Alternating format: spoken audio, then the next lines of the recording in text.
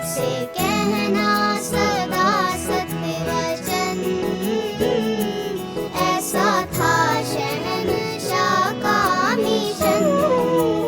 बात उन दिनों की है, अर्थात 29 अगस्त 1948 की है। शहंशाह जी के सुपुत्र सज्जन सिंह जी के गले में भयानक दर्द उठा। उन्होंने उन्हें अस्पताल में भर्ती करवाने का आदेश दिया। वह ये जानते थे और संगतों को भी समझाना चाहते थे कि रोग के निवारण के लिए हर संभव यत्न किया जाना चाहिए।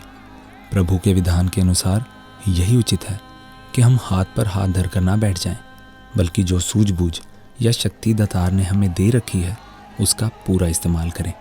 हाँ, यत्न करने के बाद यदि कोई काम नहीं हो पाता तो ईश्वर इच्छा के समक्ष नतमस्तक हो जाना चाहिए, ईश्वर के भाणे को मानना चाहिए।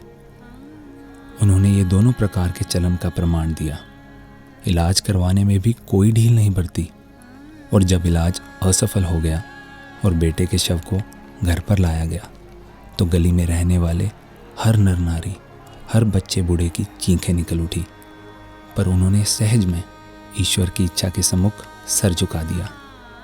वह सबको यही कहते सुने गए कि दातार जो भी करता है ठीक करता है, पूरे का किया सब कुछ पूरा, वाद घाट कुछ नहीं। ऐसी बात उनके केवल मुख से ही नहीं निकली, बल्कि उनके आचरण में भी देखी गई।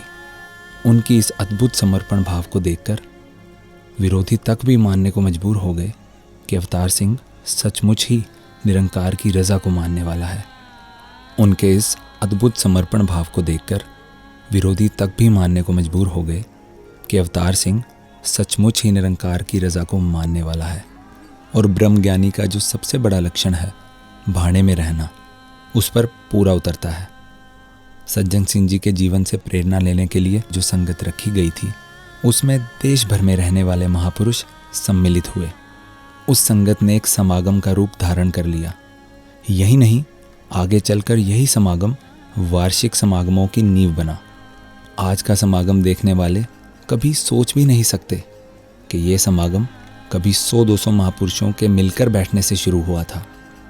यहाँ यह कहे बिना नहीं रहा जा सकता कि आज का समागम निश्चित ही उनके तप और त्याग का ही मूर्त रूप है। वह इस बात पर लगातार जोर देते आ रहे थे कि धर्म केवल हमारा परलोक ही नहीं सुधारता, अपितु लोक को सुखी करना भी धर्म का लक्ष्य है। अभी तक लोगों में यही भ्रांति फैलाई गई थी कि धर्म का इस लोक से कोई संबंध नहीं, परंतु उनका निश्चित विश्वास था कि मनुष्य पूर्ण तभी बनता है जब वह अपना लोक सुखी और परलोक सुहेला कर लेता है। इसी तथ्य को ध्यान में रखते हुए उन्होंने दुनियावी शिक्षा दीक्षा देने के लिए पहाड़गंज लक्कड़ मंडी में ही स्कूल की नींव रखी। साथ ही साथ आत्मकल्याण और दैनिक सत्संग का आयोजन करने के लिए स्थान की व्यवस्था करने का आदेश संत निरंकारी मंडल के अधिकारियों को दिया।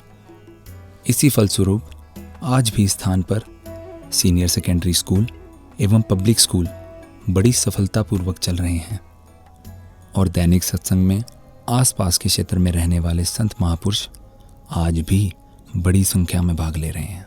मुझसे कहना